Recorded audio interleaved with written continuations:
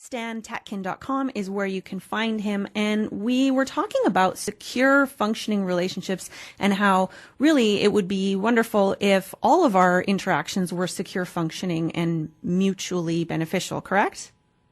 Yeah, it would be. Wouldn't that be nice? Life would be a little easier. It sure would.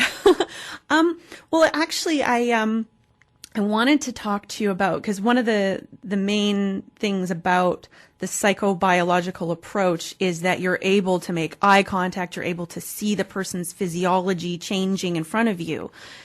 Yes. So, with telephone, at least you can hear voice tones. You pick up some information there. But we're moving towards email, text communication, and I have experienced for myself that this causes a lot of conflict, unnecessary conflict. Right. How have you been noticing this with your clients?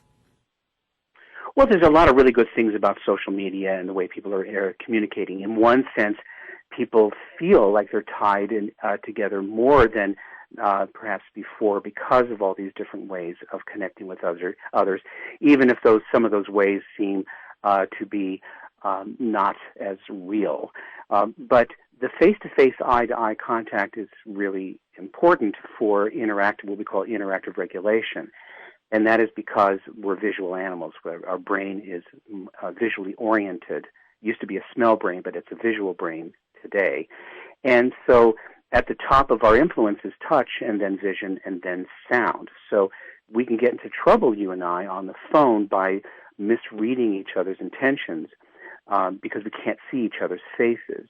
Even worse than that, texting, we can't hear voice. So if people are bad at this, they're going to be even worse. If they're bad at mutually regulating each other face-to-face, eye-to-eye, they're going to be horrible probably with text. Although there are some exceptions. Some people are actually better there and terrible face-to-face, but, that's usually not the case. Well, one of the things... Oh, sorry, go ahead. Well, we also warn people about talking about important matters while driving in the car because they're facing forward and one person is using resources to drive. And that is an area where people can get into fights very, very easily because, again, of the way the brain operates and the way the eyes are built. If you're going to deal with anything that's emotionally intense, you're better off pulling over to the side and facing each other and then driving later. Well, and one of the things I notice about the phone, and I find that the more emotionally triggered you are, the harder it is to think about, okay, let's take a step back, let's talk about this when we can be in person. So I feel like, we have to deal with this right now. And so we might have a conversation over the phone. And the problem with that is even if you're trying, if your partner needs soothing or you need soothing, the only resource you have is your tone of voice and your words. That's right. You can't touch them. No, you can't touch them.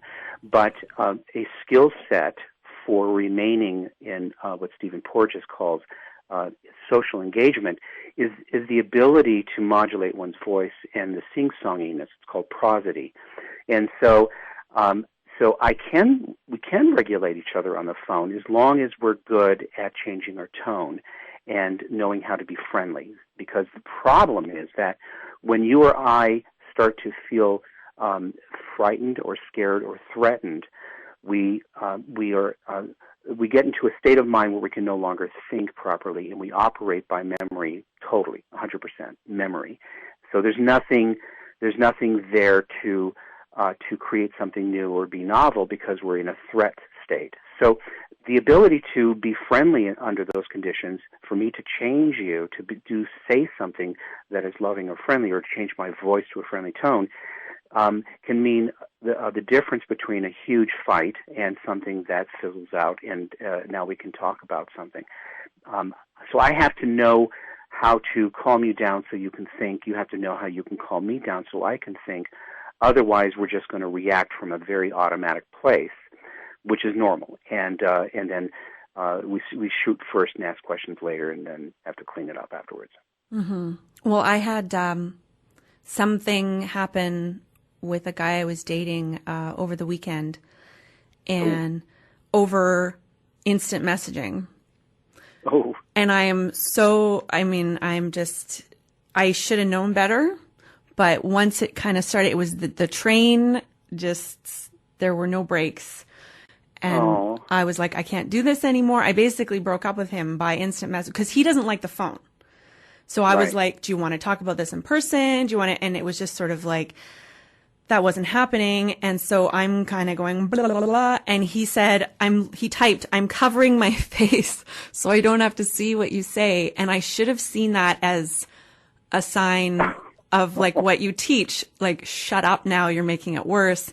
And I didn't. And I just was like, I can't. And I was trying to explain why, but it was just making it worse and worse. And then there's all these sunken costs and you're just trying to make it better. And oh my gosh, what a mess. I thought he was mad. I was like, I understand you're pissed. And he's like, no, I'm hurt. And I was like, oh no. And there's no voice tone. And oh my gosh, I have no idea how badly I've hurt him because I can't see or speak to him, but I can only imagine. And that's the problem, and it speaks to, and I'm so sorry that happened to you. It's happened so often with people. This thing you're talking about. The reason we need to be in each other's eyes, and there's a very good reason for it, is because when we are in each other's eyes, we're brought to the present moment. We're in the present. We're forced to be here, and because real time is extremely fast and people are very complicated, that I have to see what's going on in your nervous system in order for me to respond properly.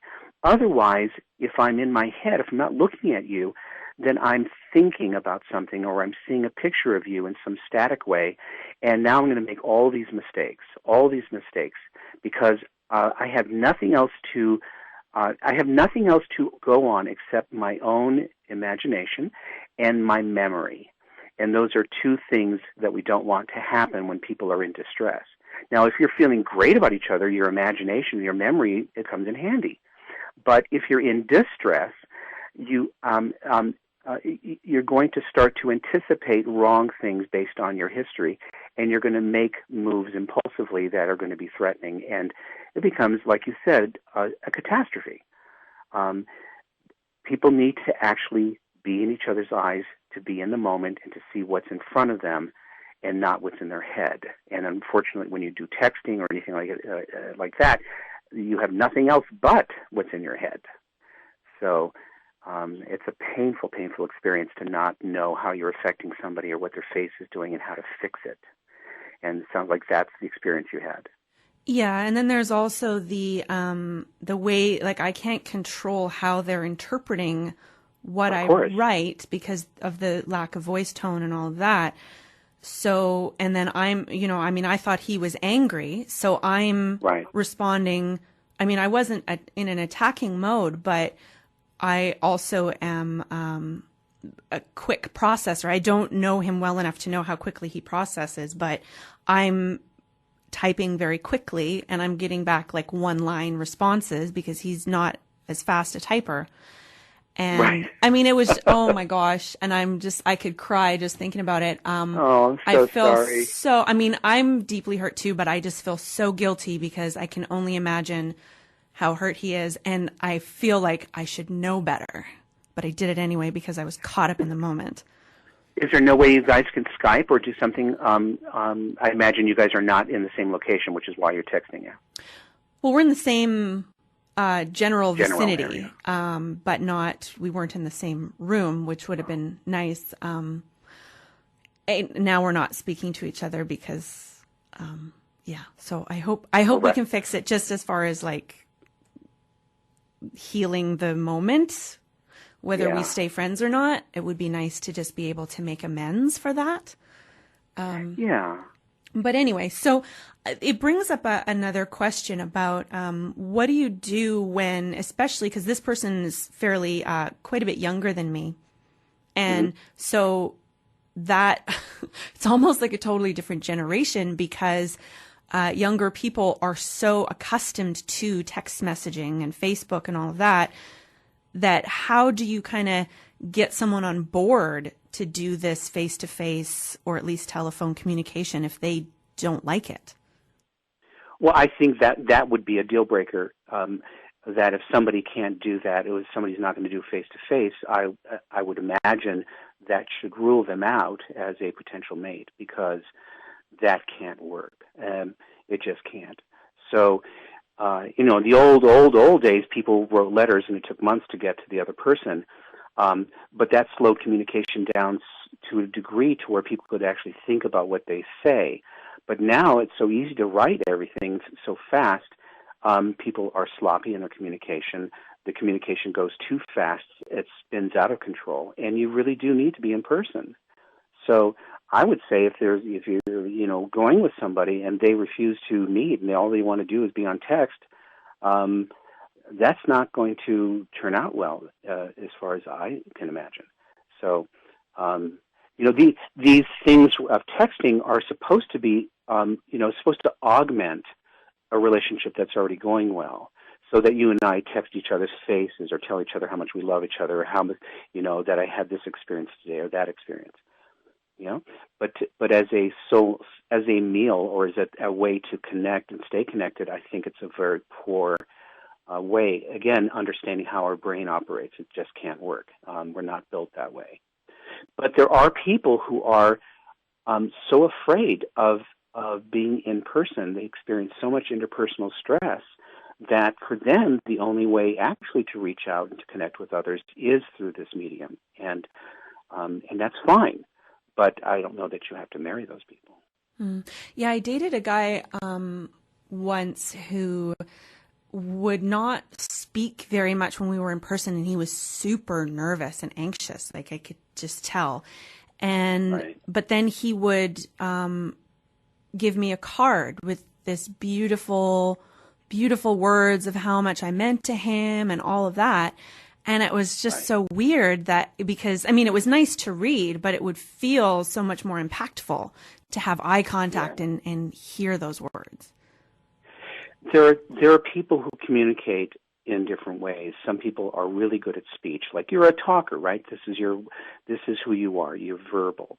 There are other people who communicate non-verbally and were trained that way in early childhood. And they could get better, but they don't get better if they're with a partner that feels threatened. And the problem with people who aren't talking, and if this person also was not very expressive in the face, is that it leaves the other person to wonder what they're thinking and what they're up to. And unfortunately, we have brains that tend to, in a vacuum, we tend to think the worst, not the best. We tend to think negatively. And so this is a problem for people who are shy and not verbal, is that other people tend to imagine who they are because they're not offering enough signal to the outside world, and that's a problem for that person. But if you wanted to be with that person, you'd have to find ways of reading him non-verbally, and maybe he'll get better at it. But it sounds like he really liked you. Aw, he did. Yeah. He's probably married to someone else now. So last time on the show, I said, I feel like I'm an anchor. Namaste.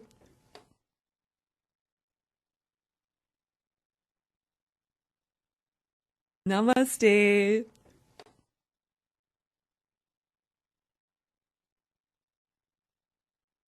Namaste.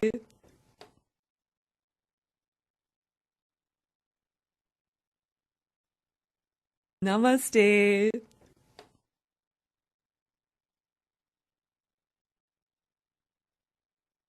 Namaste.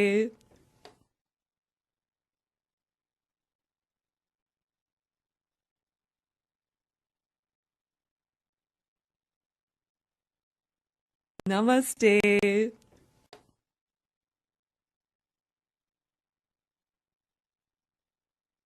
Namaste.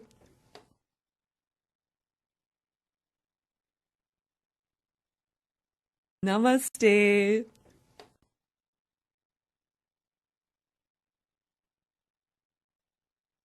Namaste.